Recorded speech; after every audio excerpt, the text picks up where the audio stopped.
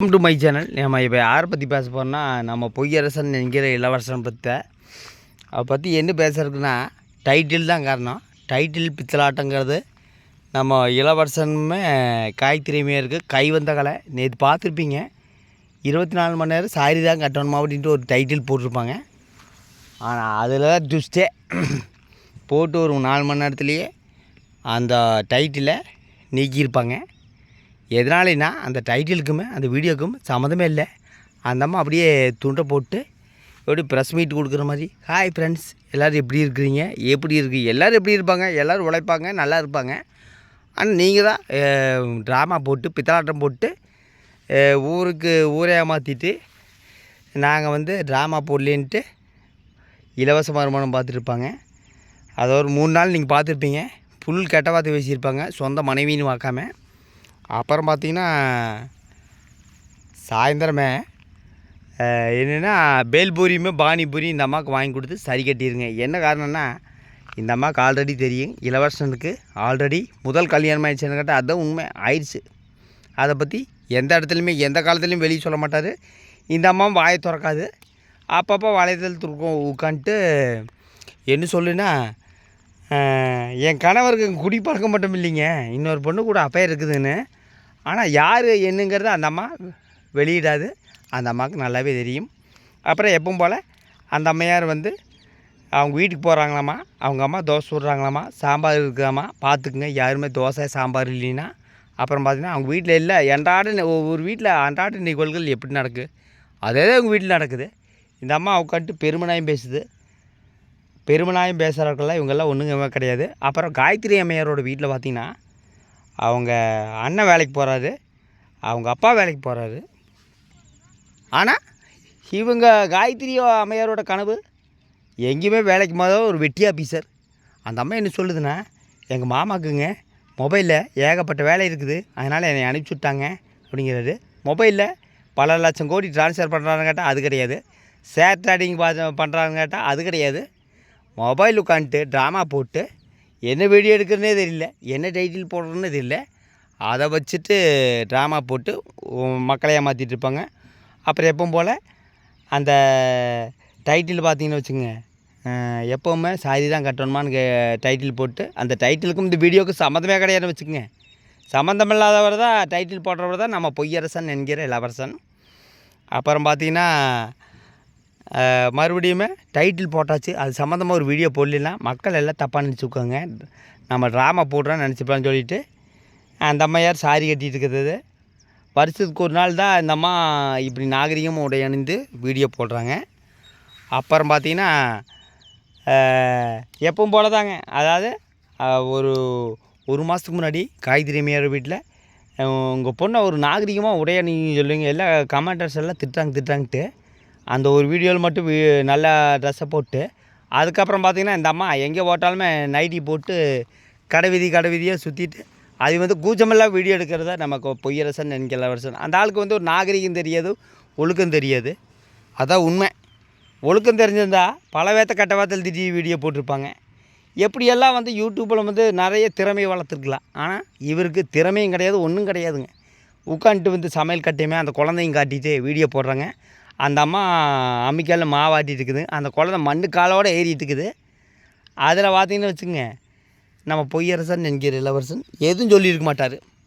அப்புறம் நேற்று எப்பவும் போல தான் எங்ககிட்டங்க எங்கும் கிடைக்காத காணாத நைட்டிகள், தங்கமான நைட்டி, தகரமான நைட்டி, கோல்டான நைட்டி எல்லாம் இருக்குதுங்க. ஆனால் விலையை மட்டும் நாங்கள் சொல்ல மாட்டோங்க.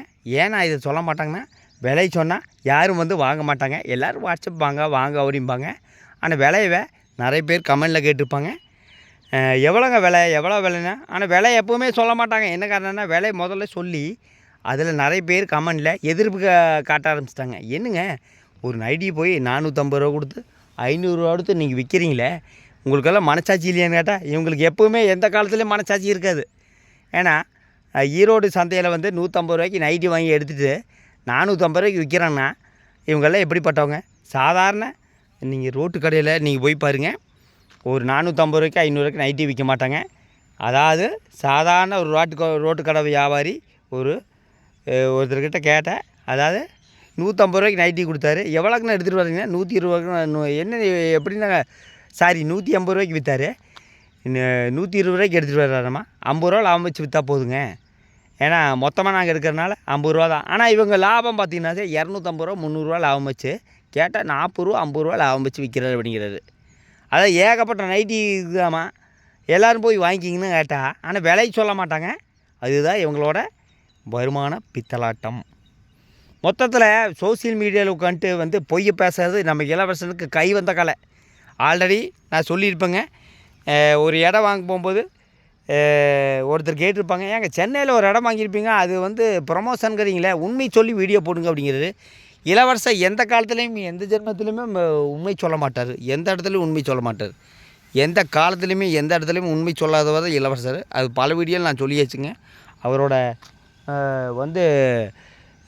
என்ன சொல்கிறேன்னா, முதல் மனைவி அது ஆல்ரெடி அந்த வீடியோவில் பார்த்தாலும் உங்களுக்கு தெரியும்னு நினைக்கிறேன். ஒரு பெண்ணை திட்டி வீடியோ போட்டிருப்பாங்க. ஆனால் இவர் பொய் பேச மாட்டாராமா, ட்ராமா பண்ண மாட்டாராமா. அப்போது சென்னை இடமா அன்றைக்கே சொல்லியிருக்கலாமே ப்ரமோஷன்ட்டு. எத்தனை பேர் நம்பியிருப்பாங்க. அவங்க நம்பினவங்க மூஞ்சியில் கறி பூசவிட நம்ம இளவரசனுக்கு கை வந்த கலை. அவருக்கு ஒழுக்க நாகரிகம் வருது எப்பவுமே கிடையாதுன்னு வச்சுக்க. ஒரு டைட்டிலும் கூடி ஏமாற்றி தான் டைட்டில் போடுவார். அந்த டைட்டிலுக்கும் வீடியோக்கும் என்ன சம்மந்தம் இருக்காண்டா இன்னும் ஒன்றும் கிடையாது. அந்த அம்மா இப்போ பெருமையாக நேற்று உட்காந்து பேசிட்டுருக்குங்க. எங்கள் அப்பா வேலைக்கு போகிறாருங்க, எங்கள் அண்ணன் வேலைக்கு போகிறாருங்க, ஆனால் எங்கள் கணவர் எப்போவுமே வேலைக்கு போக மாட்டார். நாங்கள் மக்கள்கிட்ட பொய்யை சொல்லிவிட்டு ட்ராமா போட்டு வருமானம் பார்க்குறது எங்கள் வேலை. அதெல்லாம் தெரியாது. அப்புறம் காயத்ரி அம்மையாரோட அம்மா அந்த காயத்ரி அம்மையாரவை இளவரசர் 2 நாளைக்கு முன்னாடி கெட்ட வார்த்தை திட்டிட்டு இருப்பார். அதை பற்றி ஏதாச்சும் ஒரு வார்த்தை கேட்டாங்கன்னா சார் கேட்க மாட்டாங்க. ஆமாம், நாங்கள் 2 பேர் போடுறது ட்ராமா, ஆனால் அது சப்ஸ்கிரைபர் தெரியாது, எங்களுக்கு தான் தெரியும், உங்களுக்குமா தெரியாது. நீங்கள் இதை பற்றி எல்லாம் எதுவும் கேட்கக்கூடாது அப்படின்னு தான் அந்த அம்மா ஆல்ரெடி முதல்ல சொல்லியிருக்குங்க. கண்டபடி கெட்ட வார்த்தை பேசியிருப்பாருங்க மனைவியே.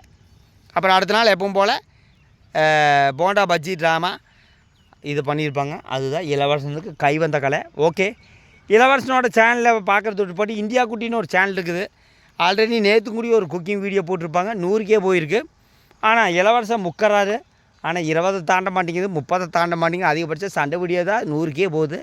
ஆனால் இவங்க சேனலில் நீங்கள் போய் பாருங்கள், இந்தியா குட்டின்னு ஒரு சேனலு திருப்பும் ரிப்பீட் பண்ணுறேன். அது இவங்கள மாதிரி ஒரு ஃபேமிலி சேனல், சுத்தமான ஃபேமிலி சேனல்.